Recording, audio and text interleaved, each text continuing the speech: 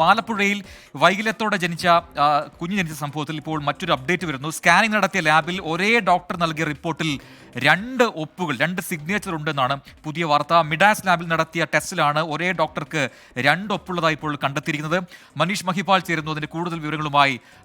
മനീഷ്, അപ്പോൾ നേരത്തെ പറഞ്ഞ ചില അവ്യക്തതകൾ ഉണ്ടായിരുന്നു ആ സംഭവത്തിൽ. ഇപ്പോൾ ഈ 2 ഒപ്പുകൾ ഒരു ഡോക്ടറുടെ പേരിൽ അതെങ്ങനെ വന്നു? അപ്പോൾ ഈ ലാബിൽ നടത്തിയ ടെസ്റ്റിലൊക്കെ ഈ പറയുന്ന പോലെ ആരോട് ഉന്നയിച്ചതുപോലെയുള്ള പ്രശ്നങ്ങൾ ഉണ്ട് എന്നാണോ മനസ്സിലാക്കേണ്ടത്?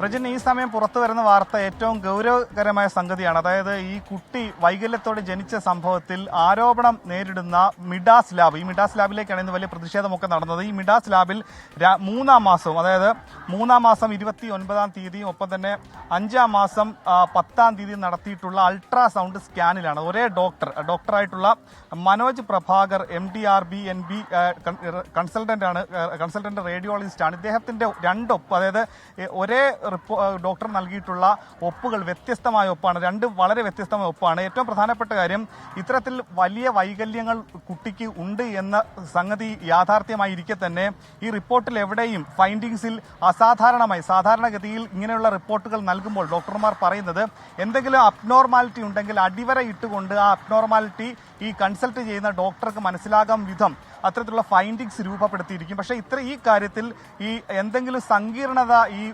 കുട്ടിക്കുണ്ട്, ഈ വയറ്റിലുള്ള കുട്ടിക്കുണ്ട് എന്ന രീതിയിലുള്ള യാതൊരു സൂചനകളും ഈ റിപ്പോർട്ടിൽ നൽകിയിട്ടില്ല എന്നാണ് ഏറ്റവും ശ്രദ്ധേയമായ കാര്യം.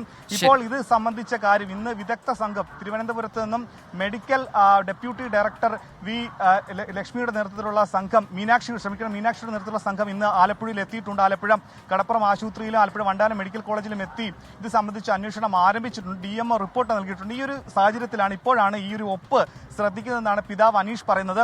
ഇപ്പോൾ ഇന്ന് ആ ഒപ്പ് സംബന്ധിച്ച് കൂടുതൽ അന്വേഷണം നടത്തണം. ഇത് എങ്ങനെ ഈ 2 ഒപ്പുകൾ ഒരേ ഡോക്ടറുടെ പേരിൽ വന്നു, 2 വ്യത്യസ്ത ഒപ്പുകളാണ് എന്നത് ആ റിപ്പോർട്ട് കണ്ടപ്പോൾ തന്നെ, അതിന്റെ പകർപ്പ് കണ്ടപ്പോൾ തന്നെ വ്യക്തമായിട്ടുമുണ്ട്. അതിൽ കൂടുതൽ അന്വേഷണം നടത്തേണ്ടതുണ്ട്.